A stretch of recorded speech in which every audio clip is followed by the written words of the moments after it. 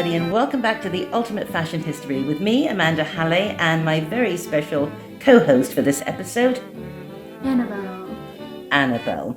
And welcome to our Thanksgiving in the 30s. And as you can see, we have attempted a sort of 1930s hairdo and makeup for both of us, haven't we? And as you can see, we're making this video. We have had our Thanksgiving early so that we could bring you this episode. Thanksgiving in the 30s, but don't worry, this is not child cruelty. My stepkids are actually Canadian, so you had your Thanksgiving a couple of weeks ago, didn't you? With your mum, and you had a beautiful meal, didn't you? So we thought we would do a special for Thanksgiving and talk about Thanksgiving in the 1930s. Now, what was happening in the 1930s, Bells? The Great Depression, where all the stock markets died. That's right. That's very smart. The stock markets died, they crashed, and although a lot of people did muddle through, and they did have, a Thanksgiving dinner, many people didn't. Turkey was much more expensive then, do you know that? More than it is today. And wages were so much lower, so that was, a difficult time for people. And so a lot of people did alternative meals for Thanksgiving dinner. And we spent the day cooking to make Thanksgiving in the 1930s, a meal that is not your typical Thanksgiving dinner, and some very unusual recipes. Annabel and I worked together, didn't we? And also, it wasn't just the Great Depression that made the 30s difficult, it was the rise of fascism. Do you know what fascism is? Okay, fascism is, well, it's just not good.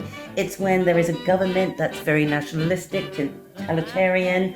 Hitler, he was a fascist. There we go. Mussolini. These people were kind of rising up in the 1930s too, so it was a troubling time, but people still wanted to have a lovely Thanksgiving. And so we have gone back to the 1930s, and we've had a day listening to nothing but 1930s music and cooking some unusual food. And so we wanted you to see how a 21st family reacted to Thanksgiving food of the 1930s. Before we begin, just to remind you that we don't do comments here, do we, Belly? No, we don't. No, we don't. But I will leave my details in the description if you want to get in contact or send Belly a fan mail. Would you like that? Yeah. Yeah. And I do have a disclaimer to make before we begin. We did want to be wearing our 1930s inspired hair and makeup when we actually cooked and ate, but we didn't, did we? No, sadly not.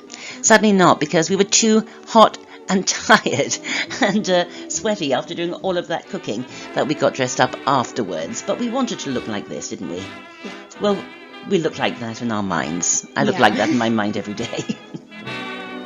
Now, before we begin, I'm not suggesting that everybody in the 1930s had their Thanksgiving dinner on a bread line or in a soup kitchen like these poor gentlemen here. And I'm not suggesting that everybody had a Thanksgiving dinner like this lady here. Annabel, who is this? It's Joan Crawford. I've taught her well. Most people, in fact, did have a Thanksgiving dinner, even though Thanksgiving didn't become a public holiday officially until 1941. And yet, as we said at the beginning, for a lot of families, the cost of a turkey really was too much. And even if they could afford one, they might want to save their pennies for Christmas presents and the Christmas feast. I would do that, wouldn't you? Yeah, I would.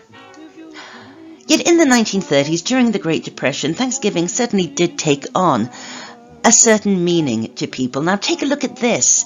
It's a prayer that was published in a newspaper where the writer equates the suffering and the hunger of the original Pilgrim Fathers in 1621 with Thanksgiving in 1933, really the height of the Great Depression. So this was our Thanksgiving dinner menu. Chicken consommé to start off with, followed by mock duck with potato and carrot puffballs, minted canned peas, although I did cheat. I couldn't face canned peas, so I used frozen peas. Mock apple pie, so far so bad, right? And then things pick up with our newly named rum cocktail, and for the kids, Shirley Temple's. Of course, Shirley Temple was a star of the 1930s.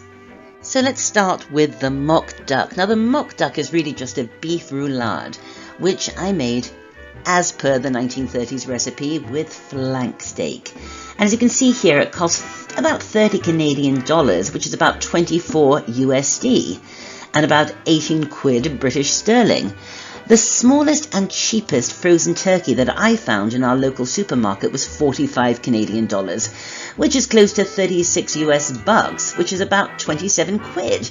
So this made a huge saving and would have made an even bigger saving in the Great Depression when turkey was the equivalent of about $5 per pound, according to the sources that I read. But flank steak isn't the tenderest, and also I had to make this flat enough to roll with stuffing because it is a roulade. It's beef with stuffing. And so I had to bang and bang and bang and bang, and it was a good way to take out some frustration and aggression. Annabel, do you bang things?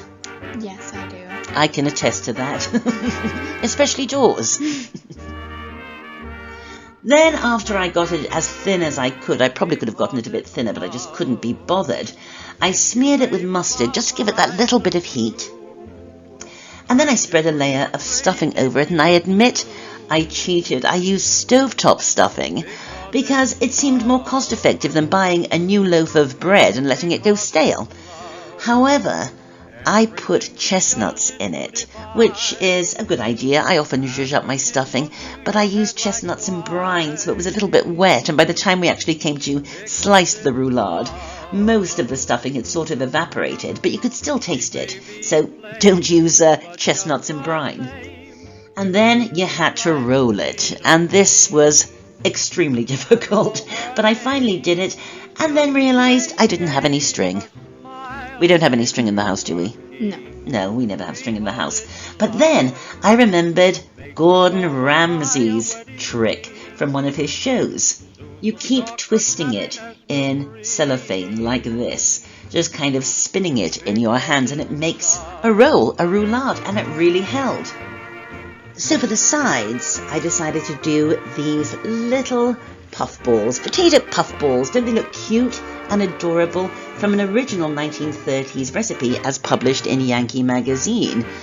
However, again, I went off-piste and I made a carrot and potato mash, and it was just too soft. It was almost like a puree, and so instead of those lovely little dainty balls, mine looked like this.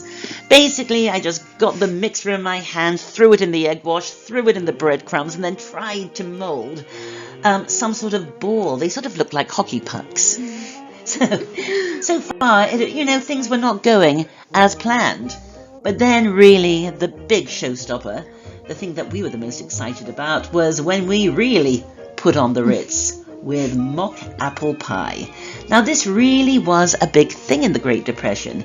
There was an apple shortage in the 1930s because of the supply chain, and also because so many of the apple orchards and apple farms were in the Dust Bowl region, which of course became completely barren in the 1930s during the Dust Bowl, that Ritz Crackers started putting this recipe on the back of their boxes for mock apple pie, where instead of using apples, you use Ritz Crackers.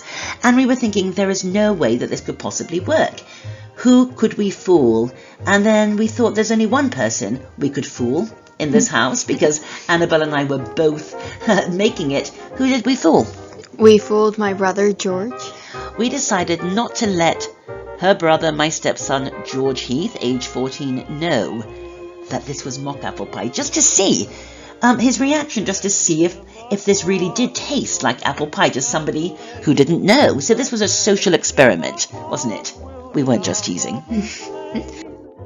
So to do this, it was pretty easy. Again, I cheated. I got pre-made pie crusts. So you line the tin with your pre-made pie crust, or if you're very clever, make your own. Okay, and then this is the weird bit. You fill a pan with water, add sugar, and what's the other thing you have to add? Cream of tartar. Cream of tartar. And very slowly, one by one, the instructions say, drop one Ritz cracker in at a time, not leaving too much time between the crackers. This was Annabel's job, and there was a little bit of a problem in production line. There are no excuses. Can you explain this? No, I can't. No, she really can't. But the strange thing is as the Ritz crackers were reacting to whatever chemical mix was in that pan, what happened? They started looking like apples. They really started looking like apples, and they actually started smelling like apples. So after you boil them for the required number of minutes, write in for the recipes for all of this if you're interested. You carefully pour the mixture into your pie crust, dot it with butter, put the lid on top, and bake it. So while the dinner was in the oven, that's the mock duck, the little potato puffs, and the mock apple pie, I turned my attention to drinking some of these cocktails. I found a recipe for a 1930s cocktail that I think was called the New Year's Eve or something like that, and it called for rum, apples, simple syrup, oranges, and tea. I took the tea out. I think the tea was probably used in the Great Depression to make this recipe stretch a little further. You have to kind of marinate the ingredients together the night before, which I did. You pour it all into a glass and then you top it with champagne, or in our case, cava. And just take a look at this beautiful ad for rum from the 1930s. Look at those colours. They correspond so perfectly to my episode, History in Colour, the 1930s. I'll leave a link to it, but they really do. I talk about all of these shades so often. Anyway, the cocktail was delicious. It really was absolutely great. In my opinion, the colors corresponded very well with our setup for the table. I agree. And I tried to take an art shot from above, you know how people do, and it came out like this, and it looks like that Dr. Eckelberg sign from The Great Gatsby. Yes, I know that was the earlier decade, but doesn't it? What's Dr. Eckelberg? What's Dr. Eckelberg? Well, do you know the book The Great Gatsby? Have you heard of it? No. By F. Scott Fitzgerald. Well, you will read it in high school. It's a book from the 20s, and it really speaks to the ennui of the Jazz Age. And there's this big sign for an optician. And you had your eyes tested just last week with these two huge eyes that the characters, when they're driving in and out of the city, have to pass. And it's quite iconic. And there we have it. And so, as my husband and I were drinking these, we were trying to come up with a great name for this cocktail. Because we had changed it by not adding tea, we figured we could come up with our own name, and we went through all kinds of 1930 puns and movie titles. Then after 3 of them, I came up with, honestly, the worst idea I have ever had for a cocktail name. I said, oh God, why didn't we just call it Todd Browning's Freak? What's Todd Browning's Freak? Well, it's really plural, Todd Browning Freaks, and it is a movie from the early 1930s, pre-code. Well, what's it about? You don't want to know. Moving on. So then it was time to eat, and I took the pie out of the oven, and what did it smell like? Apples. It smelled like apples. It was so strange. I forgot to say, also put cinnamon and nutmeg and everything on top of it. Sprinkle it before you put the pie crust lid on. It did sort of collapse a bit at the side, but I just covered that up with some grapes, very artfully. This is what the mock duck looked like. Now, they said in the recipe, just put your favourite sauce on top. And your dad makes a great sauce, doesn't he? It's actually Jamie Oliver's sauce for beef Wellington, but write in if you want it or just Google it. And what I tried to do to make it look a bit more bird-like, I put little pigs in blankets around the sides, and those were the puffballs, and they came out quite nicely, didn't they? Yeah. Were they tasty? Yes. They were delicious, actually. And you know what? When everything was put on the table, it did look quite humble, in a way, compared to those usual Thanksgiving tables with a million dishes and a huge turkey and cranberry and all of that. But I thought it looked so authentically 1930s. Really kind of homemade and cozy, and the smell was great. And so when we sat down for our 1930s Thanksgiving dinner, we were very curious. I was particularly curious to know, first of all, what it would taste like, because I had no idea. It could have been a complete disaster, but also to know how 21st century people would react to this meal. And both of my stepkids can be quite picky eaters. Yeah. Yep. So I was interested. Let's see what happened 5 minutes later. So as you can see at the end of the first course, there is one of these potatoes left, but I'm sure that will go before we move on to dessert. Let's ask George what he thought of his 1930s Thanksgiving dinner. It's really great. Like, I love the sauce. It's super interesting. The potatoes. It's really unlike anything I've had before. And yeah, it's What did you think? It's really good. What did you think? It mixes well. What did you think of the meat? It's amazing. The steak is perfect. Fantastic. Annabel, your thoughts? I think it's good too. Yep. The meat was really tender and good. It was really tender and good. And you like the potatoes too, yeah? Okay, well, we will be back to review dessert. So obviously, I got the feeling that people had enjoyed the main course. But what about that apple pie? And did we fool George? Let's watch. So, George, I'm making this for, the UFH because I'm putting this on. Okay, this is Depression-era apple pie that you're eating. What do you think of it? Absolutely amazing. This is your second slice. I'm actually having some custard on the top right now. Just some I'll custard zoom that's in. pouring over here. Yep, So we would just pour it on after a slice. This is my second portion. yep. I love the crust. The crust is absolutely amazing. Mm-hmm. The apples are absolutely like the best quality apples you can get. It's And all you made like from apple it. pie. You know apple I pie. love apple pie. It's Well, big listen, bakery. we have something to tell you. It's going to blow your mind. Is it?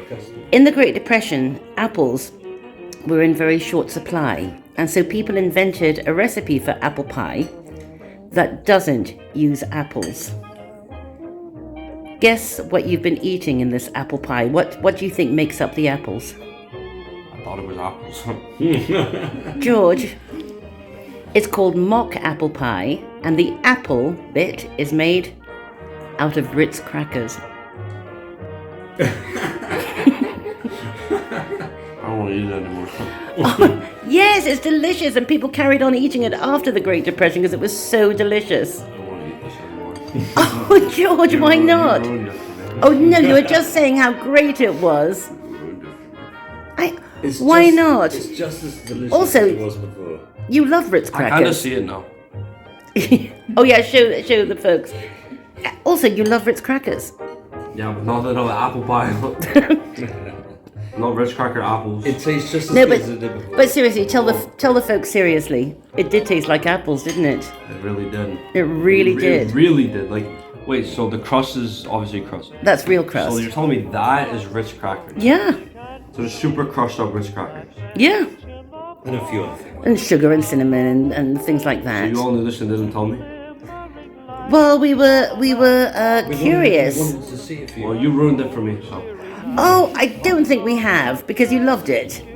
I did love it, but not anymore. But why not? It's still the Because you told me it same. was Ritz crackers.